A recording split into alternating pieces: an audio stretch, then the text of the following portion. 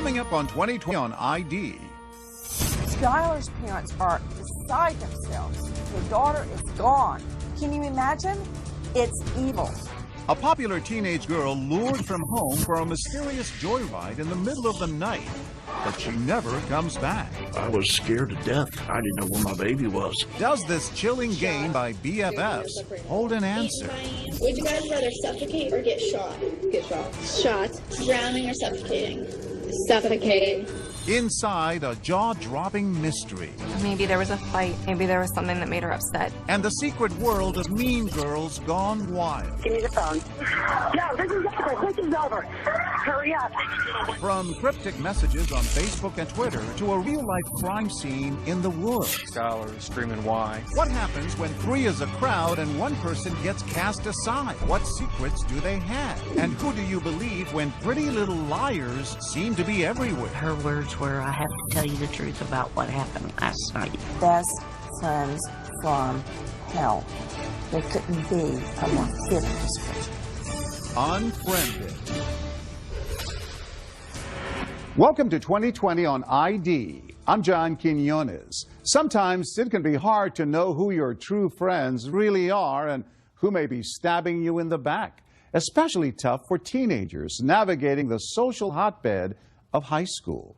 But as Ryan Smith first reported in 2014, no one could have predicted the chilling outcome among a tight threesome everyone thought would be BFFs forever.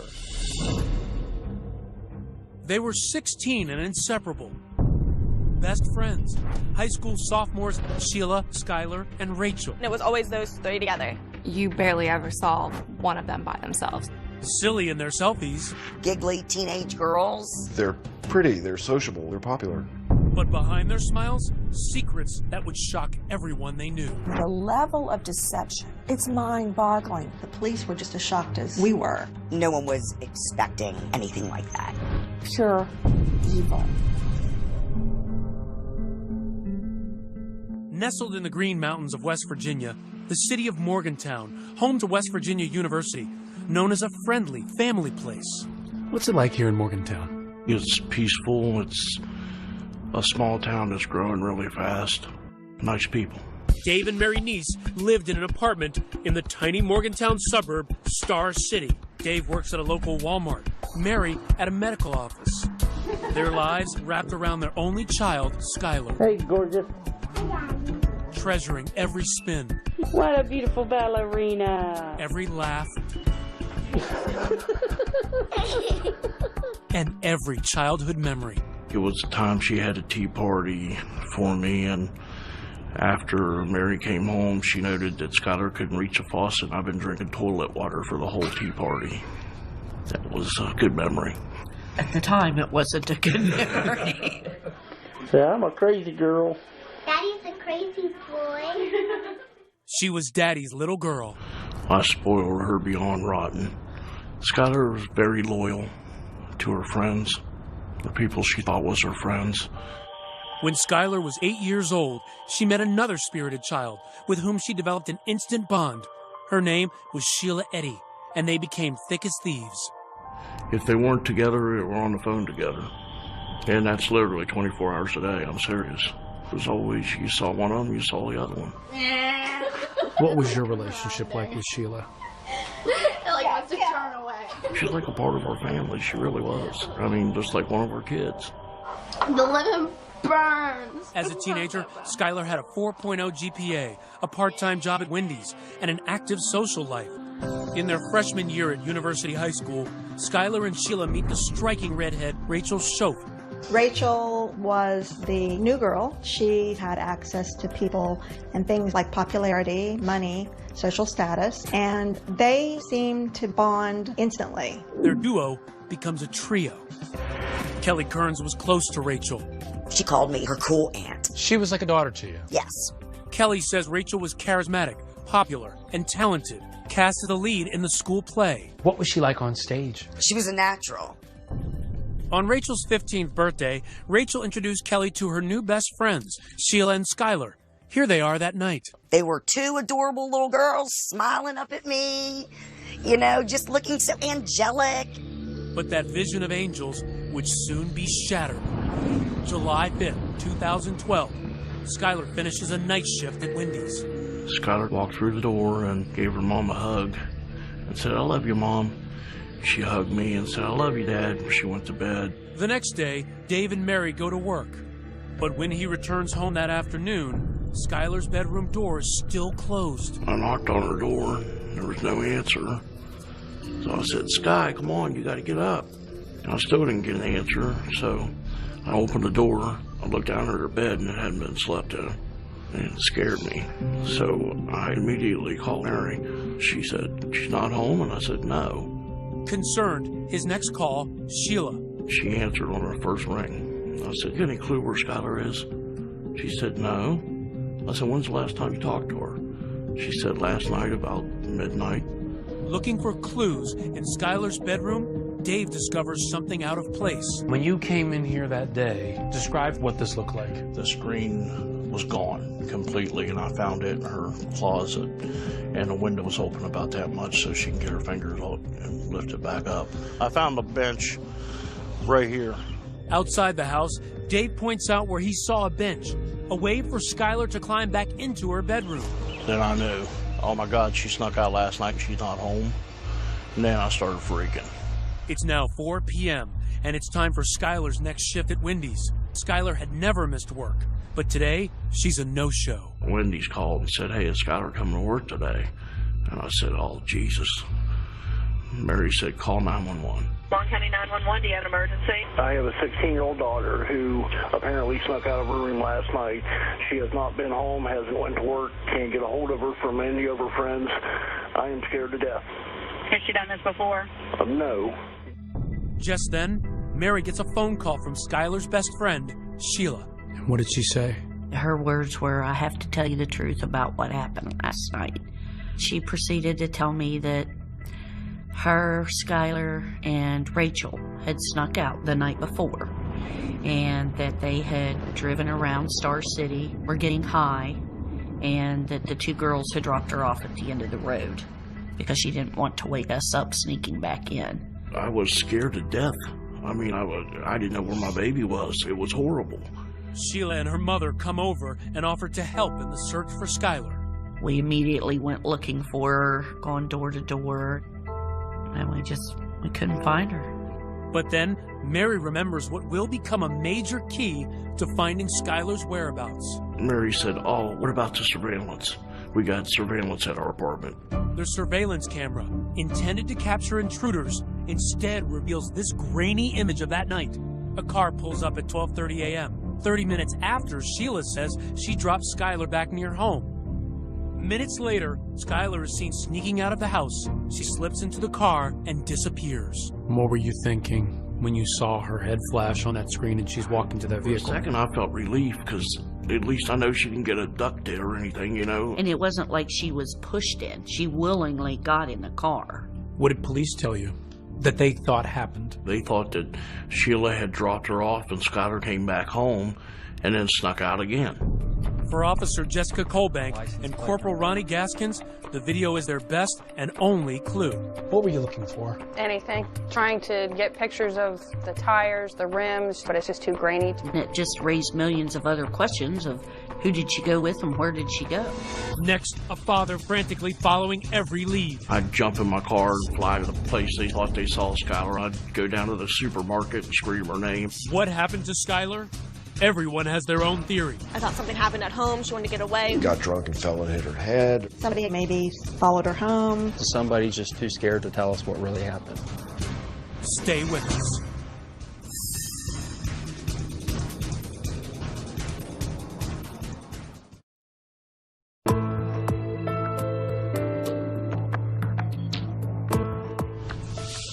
No one has seen or heard from Skylar Neese for days. But is she really missing or just a defiant teenager who's run off?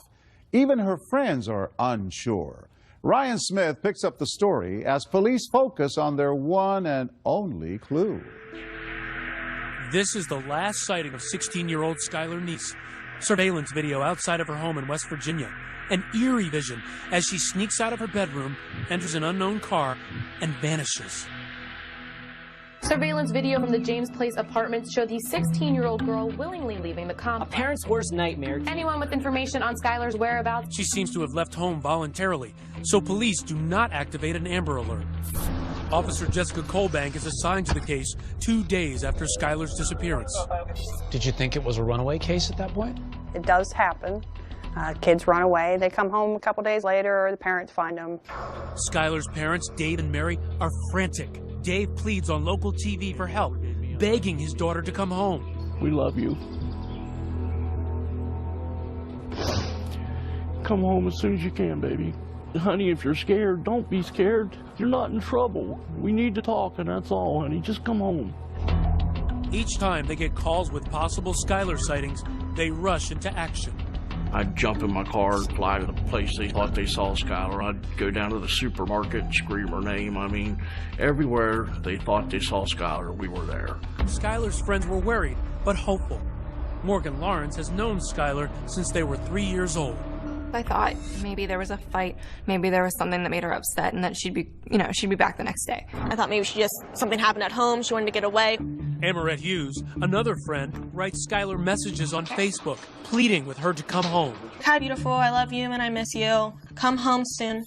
The inseparable trio of Skylar, Rachel, and Sheila is now missing a key member. As for Rachel, just hours after Skylar's disappearance, she's happily posing for pictures on a boat with her family friend, Kelly Kearns. But Kelly says Rachel is worried about her missing friend. I mean, she was texting all the time. She seemed urgent. Meanwhile, her other best friend, Sheila, is in constant contact with Skylar's parents, helping them post missing person posters, tweeting messages like this: was really waiting for Skylar to come home today. Just days after Skylar's disappearance, Sheila comes to the niece's home, devastated, with a special request. She says, is it okay if I go back and sit in Skylar's room for a few minutes? She was crying, Sheila was. Crying pretty hard, and she was sitting on her bed, so I just sat down on the bed beside her and rubbed her back. So I was trying to, console her, make her feel better. She was going through the same thing we were going through, just at a smaller level, I mean, this is our baby that's gone, and we're flipping out, and her best friend's gone. I mean, it's horrible. Days turn into weeks, and still no sign of Skylar. No activity on her cell phone or bank card. And her parents doubting the runaway theory. She didn't take her cell phone charger. She didn't take her contact lens solution or apparently her contact. She was planning to come back fairly quickly. And in tight-knit Morgantown, people are searching for Skylar and wondering what could have happened to her, like local crime writers Jeff Fuller and Daylene Berry. And there were lots and lots of rumors floating around. Got drunk and fell and hit her head. Somebody had come through the drive-through window where she worked at Wendy's, and they, maybe followed her home. Or that she'd met someone on the internet. And then a possible break in the case. 2 bank robberies in nearby Blacksville. Corporal Ronnie Gaskins hears rumors that money from the robberies was used to buy drugs for a local teen party. Skylar had supposedly overdosed on heroin. She died. People there panicked, and they disposed of the body. And where did that lead take you? We weren't coming up with anything. Sheila and Rachel, the last 2 people to see Skylar, have nothing to add to their story. They picked up Skylar at 11 p.m., took a joyride through the winding back roads of rural Star City, smoked pot, then dropped her off before midnight. Very often, the last person to see the victim alive is looked at with grave suspicion. In this case, the girl's story seemed relatively innocent. So police had no reason to believe both of them were lying. But for Officer Colbank, it's the small, unspoken signs that make her suspicious. Take me back to that moment where you go to speak to Sheila the first time. Just complete blank on emotions. There was absolutely nothing. It was like iced over. It made me uneasy. Colbank's meeting with Rachel, the high school drama star, also strikes her as odd. She was really nervous. Which has got to be a red flag. What does she have to hide? Their stories were verbatim the same. No one's story is exactly the same unless it's rehearsed. And she's an actress, so she can memorize lines. I'm sure they had it written down somewhere. Okay, this is our story. We've got to stick to it. Everything in my gut was Sheila is acting wrong. Rachel is scared to death. But police don't know what Rachel and Sheila are hiding or why. Meanwhile, Skylar's parents are grasping for any clues, taking a closer look at the bad influence Sheila had become on their daughter. Sneaking out at night, you know. Found some marijuana in Skylar's pocket one time. Here it was Sheila's. We didn't like the way Sheila acted a lot of times, but being she was Skylar's best friend, we kind of overlooked it. It's becoming clear that the smiling face of Skylar's BFF was just a facade. You started interviewing people about Sheila. How would they describe her? What was she like? Shady, sketchy, sneaky, and pretty manipulative. Skylar's friend Morgan says Sheila rubbed her the wrong way. She was very self-centered. She would almost do whatever it took to kind of get her way. Amoret says Skylar confided in her that there were cracks in the clique. Her best friends were snubbing Skylar. These pictures that Sheila posted on the website Meet Me suggest Skylar had become a third wheel. She just thought that they were becoming closer, so they were just pushing her out. She was really upset about it. The slights were sometimes subtle, but clear as day for Skylar. They were dressed the same. They both wear dresses or skirts, but they wouldn't tell Skylar, and they would say it was more like a coincidence, but I secretly think that they planned it. Are Sheila and Rachel hiding a secret about what happened to their best friend? Officer Colbank is determined to find answers, to bring the niece's daughter home. And I promised Dave and Mary the very first day that I met him, I said, I'm a bulldog in my investigations.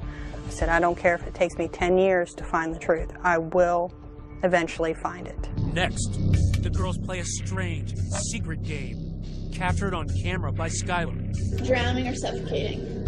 Suffocate. Where would it lead? Stay with us.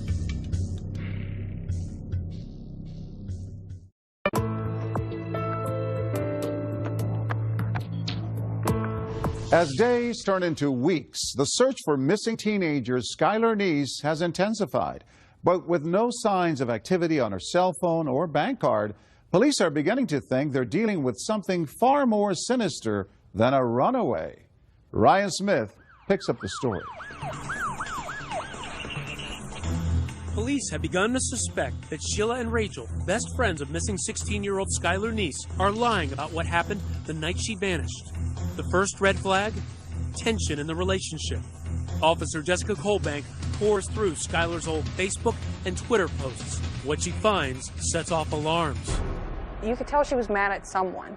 In the weeks before she vanished, Skylar had posted angry messages. There's just something about you I can't stand. People can be so mean for absolutely no reason.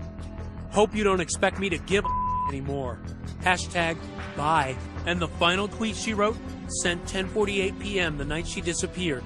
You doing like that is why I will never completely trust you. She didn't trust someone. That was the issue. And perhaps the most suspicious posting by Skylar, this strange game among best friends. Sheila asks Rachel and Skylar how they prefer to die. Would you guys rather suffocate or get shot? Get shot. Shot. Drowning or suffocating? Suffocate. It's almost the same thing. I know, but it's not. And when police review Rachel and Sheila's cell phone messages after Skylar went missing, they note a curious absence. There was no mention of Skylar whatsoever. It was very odd. I mean, just based on, seeing Sheila's computers and her electronics, it's as if she just erased it from her mind forever. Skylar has been missing for months. Despite her parents' concerns about Sheila's bad influence, they're convinced that Sheila is simply grieving over her lost best friend. Even as the police are saying to you they've got some suspicions about Sheila, you were thinking, hey, back off of this girl. Oh, I even told him, I said, will you please leave her alone? She's going through enough.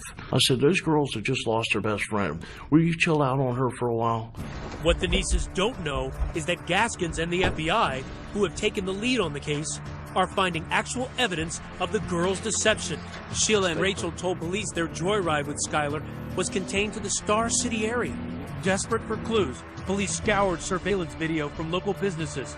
It paid off. This video captures Sheila's car at 12:39 a.m. heading north, away from Star City. That was the first variation in their stories, is where they drove around. And there's not just video. Cell tower pings from that night place them in the backwoods town of Blacksville. That just blew their whole, oh, we stayed in Star City. You're 45 minutes away from where you're saying you're at. You can't do that. You're not Houdini. So you say, aha, we have this information. What happens when you speak to Rachel and Sheila? They changed their story to fit, oh, sure, we were in Blacksville. I forgot that. Oops. We didn't want you to know that because we were supposed to be home already. Their carefully rehearsed stories are now mismatched. Sheila, the high school drama queen, claims Skylar didn't join them for the ride to Blacksville. But Rachel, the high school drama star, says she did. They're starting to differ, at least from Rachel's perspective. It sounds like the actress is starting to forget her lines. Oh, yeah. She had to come up with her own lines. And that's where she really started tripping up. Once you start seeing inconsistencies in a story, it's all over. The person's lying. And then you must ask the question, why would they lie? Sheila is adamant that her version of the night's events is true. She volunteered to take a polygraph. What did that say to you? Arrogance. I think she thought she was smart enough to outsmart a machine. So she took a polygraph, and what happened? Failed miserably. Rachel also agrees to take a polygraph, but en route on the day of the test, she's scared, jumps out of her father's car, and flees. She jumped out of a moving vehicle to avoid it. If you haven't done anything wrong, why won't you take this test? Now, armed with surveillance video and cell phone records that prove the girls have been lying, police tell Dave and Mary Neese that Skylar's best friends have a secret. At that point, we knew they had to know something. So we pushed. Your mission is to try to get their secrets out of them. Exactly. I asked them to come over and I said, okay, help us. You know, if you're afraid of somebody, I promise you they'll never get to you. The Neeses start posting about karma on Facebook, writing that the girls need to tell what they know. Yeah, we hounded them pretty good. Yeah, we did. Their friends at school had picked up on it. Classmates and even strangers are putting pressure on Sheila and Rachel. Anonymous tweets like this one, "Pretty little liars keep on lying." So the town was starting to get suspicious. Right. There was a social media campaign building. They were harassed by a lot of different people online. They were called murderers. You could tell that the tide had turned and people felt like they were somehow involved, or if nothing else, they knew and they needed to come forth and say. And people were outraged that they weren't doing that. So they could put a lot of pressure on that police could not put on. Definitely all eyes were on Sheila and Rachel. You know, you can't be part of the trio and not have any clue what's going on. Kelly Kearns, close friend with Rachel and her mother, hears the rumors that Rachel is stonewalling police. I'd get a text from people, why isn't your friend's daughter cooperating? So I'd send Rachel a text, what the heck are you doing? Even those closest to Rachel are wondering, what is she hiding? I said, was Skylar alive when you left her? Yes. We didn't do anything to her. I think that in this situation, you cannot lessen the importance of peer pressure. Rachel seems particularly affected. As the lead in that year's school play, she is accustomed to adulation. It's like she was getting booed in a performance. It's that type of level of ostracizing her. She couldn't handle that. It seemed like Rachel was really losing it in terms of she was crying a lot at school. Kids saw that. And it wasn't crying for Skylar, where's my friend? No. No, there was a few places where Sheila was sort of crocodile tears on Facebook, but no, there's never any real hint of that. One night, almost 6 months after Skylar went missing, Rachel cracks, apparently having a nervous breakdown. Her mother calls 911. I have an issue with a 16-year-old daughter of mine. I can't control her anymore. She's screaming. She's running through the neighborhood. Give me the phone. No, this is over. This is over. Hurry up. Oh, God. She just gave me a block. Oh, God. Hurry up, please. Seemingly suicidal, Rachel is admitted into a local psychiatric hospital. What happens there has never been revealed. But immediately upon release, Rachel is driven directly to meet with police. She's just nervous, she was shaking, and the impression I got was, all right, now the truth's finally going to come out. Next, you'll never believe what Rachel tells police. This was something totally different from what you expected. It struck me as unbelievable. Skylar's last moments revealed. There was no accident. Man, this is dark and creepy. Let's imagine these girls are out here after midnight. Stay with us.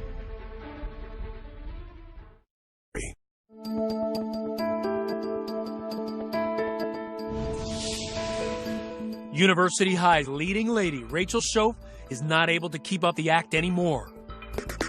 6 months after the disappearance of Skylar Neese, Rachel's abandoning the role of heartbroken best friend and going from a psych ward straight into the interrogation hot seat. She was just nervous. She was shaking. She's finally about to come clean to police about what really happened to her 16-year-old BFF. It was a plot twist no one saw coming. The first words out of her mouth were, "We stabbed her." This was something totally different from what you expected. Took us a minute to kind of settle down. Okay, what do you mean you stabbed her? Rachel tells Corporal Ronnie Gaskins she and Sheila began plotting to kill Skylar months earlier during science class. They were joking how they would dispose of a body. Then it got more sinister. We need to figure out how we're going to kill her. They don't know how to use guns, so they would use knives to stab her. The students said, they thought they were joking. They did know for sure that they didn't like Skylar by how they talked about her. So one of them even warned Skylar, and Skylar blew it off after confronting them. Rachel wanted Skylar dead now because, get this, she was about to leave for church camp. So one midsummer's night, she and Sheila gathered some critical tools: a shovel, paper towels, bleach, wipes, a change of clothes, and kitchen knives. And they arranged to meet with Skylar. Remember this grainy surveillance video? Police couldn't make out the car. Turns out it had been Sheila's all along. 12:30, they arrive at Skylar's house, the knives hidden in their hoodies. 5 minutes later, Skylar emerges.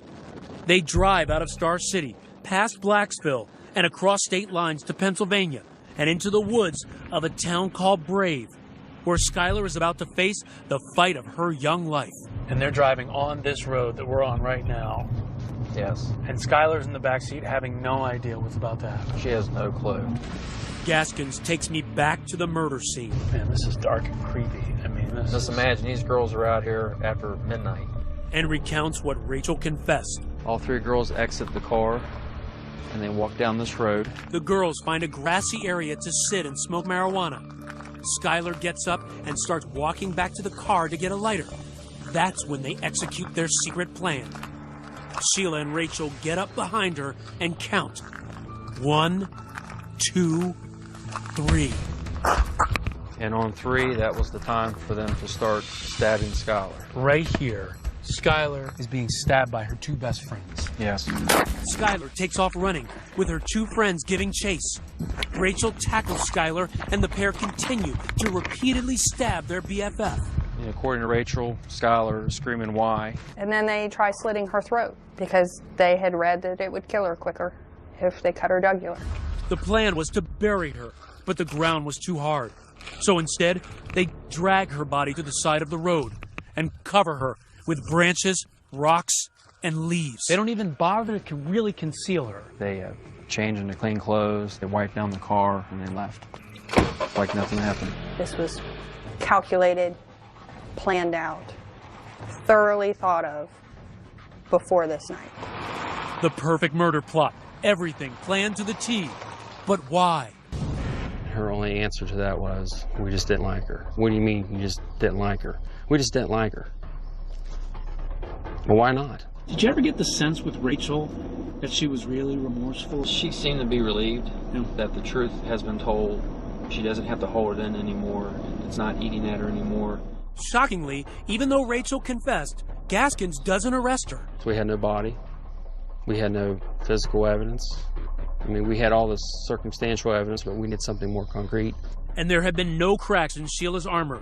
So to try and nail her, that night, police put a wire on her friend Rachel, hoping Sheila incriminates herself.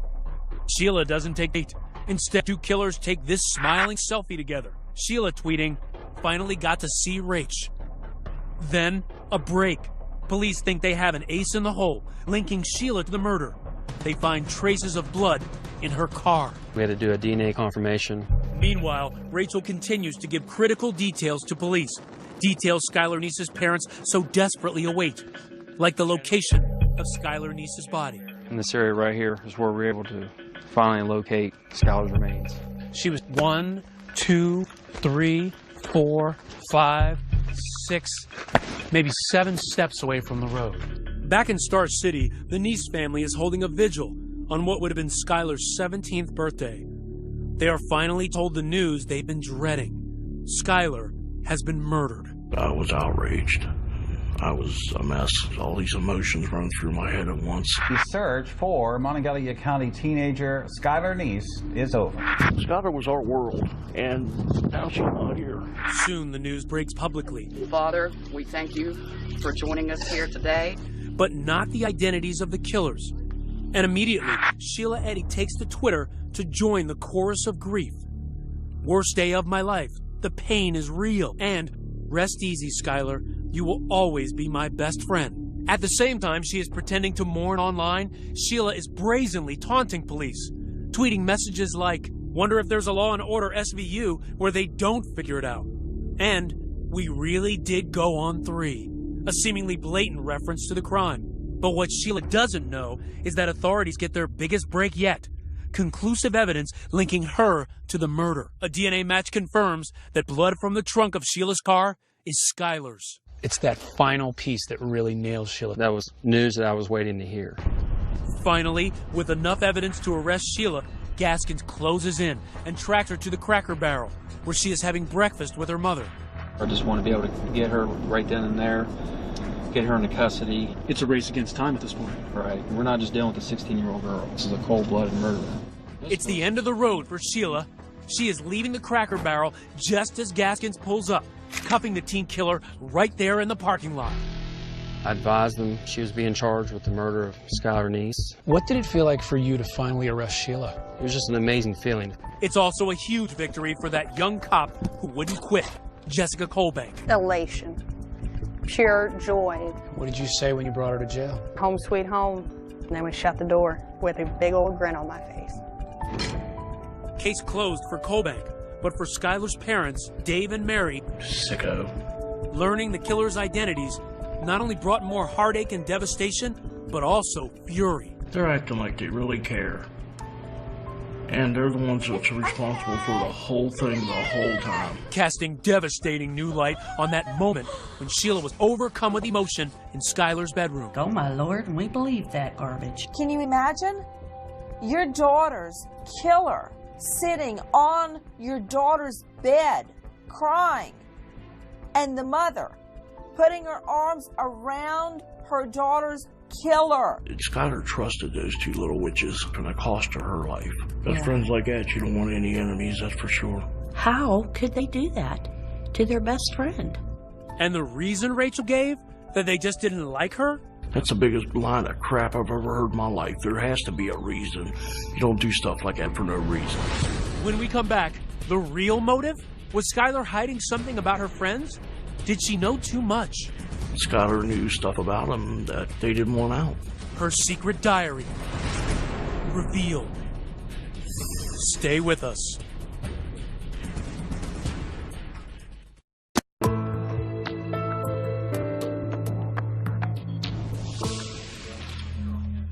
She's a killer nobody would have suspected.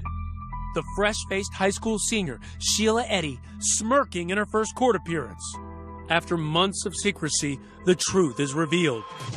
Skylar Neese's best friends, Rachel and Sheila, were actually her worst enemies. The shocking news, they had lured her into the woods and brutally stabbed her to death. The search for Skylar Neese is over. Rachel confessed. 2 teenagers implicated for stabbing a third friend to death.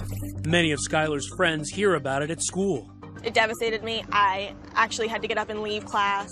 If you don't want to be friends with someone anymore, you just delete them on Facebook. Like, you don't go and get rid of them. Kelly Kearns has known one of the killers, Rachel, since the day she was born, considering her like a daughter.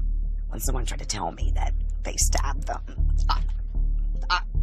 no way in heck. You couldn't believe that was your Rachel. You can't tell me these girls stabbed her. And it wasn't until I opened the paper when I was all guilty and her picture. Today, looking at the photograph of Rachel, taken just hours after she murdered her friend, Kelly is floored by that smiling face. What strikes me about this picture is I don't see anything on her face that reflects what she did. It just makes you feel, you know, what'd you miss?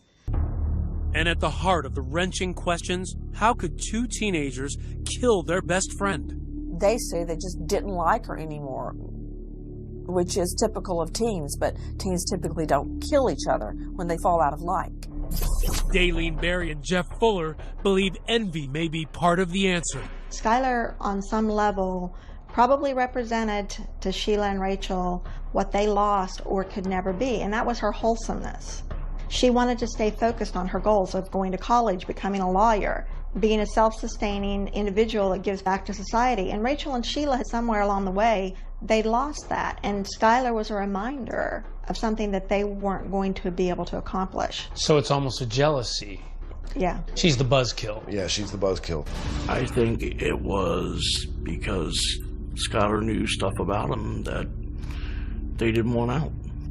Stuff, he says, that was hidden in Skylar's diary, where he says she wrote about a sexual relationship between Sheila and Rachel, which she witnessed at a sleepover at Rachel's house. Daylene Berry and Jeff Fuller describe the incident in intimate detail in the book they've written called Pretty Little Killers. Sheila and Rachel became involved sexually, it appears. Skylar was forced to watch because she knew if she left the bedroom, they had all been drinking and they'd all be in trouble.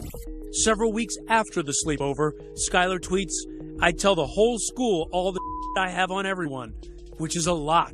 Hashtag, if I could get away with it. Then, 1 month before she is murdered, there is another tweet from Skylar. "Just know, I know." Rachel and Sheila had formed some type of a sex relationship that they believed Skylar knew about it and would ultimately tell everyone. But the nieces say that Skylar never would have acted on the veiled threats. She had a lot of gay and lesbian friends. It didn't bother her. Now, she didn't care if you were pink, purple, yellow. That was just Skylar. Why do you think they killed her? For the thrill of it, to see if they could get away with it. I feel that they had a strong dislike for Skylar, so it's fitting they stabbed her in the back. A year and a half after the murder, Rachel faces justice. She pleads guilty to second-degree murder, a lesser charge based on her cooperation. Finally, in court, she directly addresses the Neese family. I'm so sorry. I don't know if there's a proper way to make this apology, because there are not even words to describe the guilt and remorse that I feel each day for what I've done. The person that did that was not the real me, not the person I am, not what I'm made of, and not what I believe in. Rachel's mom weeps as she listens. Again, I'm so sorry, and I pray each day for everyone involved, and I pray each day for forgiveness. She can take her apologies and everything else and sit on them because that's about what they're worth to me and my wife. She has done nothing but make our lives a living hell since this day one. And she's sorry because she got caught. That's the only reason she's sorry. She was crying. She was emotional. You didn't think that was remorse? To me, that was her final act in front of an audience. She's the big actress, star of the high school plays. This was her last Broadway performance. At her arraignment, a defiant Sheila Eddy pleads not guilty. Sheila Eddy, how do you plead? Not guilty. But later, in a surprise development, she changes her plea. Sheila Eddy, how do you plead to the offense of murder in the first degree? Guilty. Guilty to first-degree murder. She offered no words of remorse. Why do you think that Sheila has never apologized? Because she's not sorry. You don't apologize for murdering somebody in cold blood because she meant to do it. It's a good thing she didn't give an apology. People think it's horrible because she didn't. I commend her. Don't stand up there and lie to me and tell me you feel guilty. Rachel's family described her actions in a statement as unforgivable and inexcusable. Sentenced to 30 years, she's now serving time in an adult prison. The same prison, in fact, where Sheila, the girl she turned in, is now serving a life sentence. But both girls could be released on parole by their early 30s. If I'm dead and gone, somebody will be there to make sure they talk to the parole board and these animals don't get out of their cages. If you could say anything to Sheila and Rachel right now, what would you say? Rotten hell. Skylar's friends are still trying to process their loss and mourn the milestones they are experiencing without her. Skylar never got to go to a prom. Isn't that your boyfriend? Mary and Dave never got to see her get all dressed up and get the bouquet and get everything else. And graduation was definitely one of the hardest. That week was a little rough. In memory of their only child, Dave and Mary Neese helped pass Skylar's Law in West Virginia. It requires Amber Alerts for all missing children. This is Skylar's room. When you come in here, does it give you any sense of Skylar now? Yeah, it still does. They continue to treasure every item that belonged to Skylar. Some of them don't mean anything. They were hers, so we'll always keep them.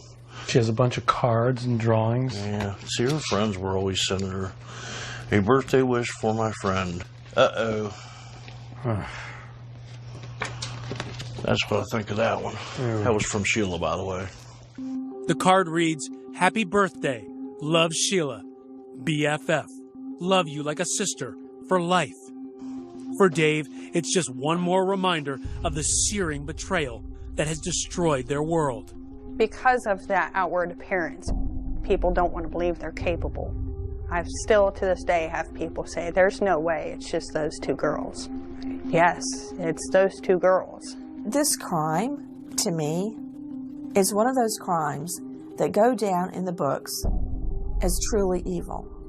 Best friends from hell. There couldn't be a more fitting description. Today, on a hidden road, deep in the woods of a town called Brave, there is a silent shrine. They say this is pretty much where she was found. The site of Skylar's murder has been transformed into a memorial. On this visit, a stranger had written a note to Skylar. This one says, "Rest in peace, sweet Skylar. Soars the angels." Baby, I'm so sorry.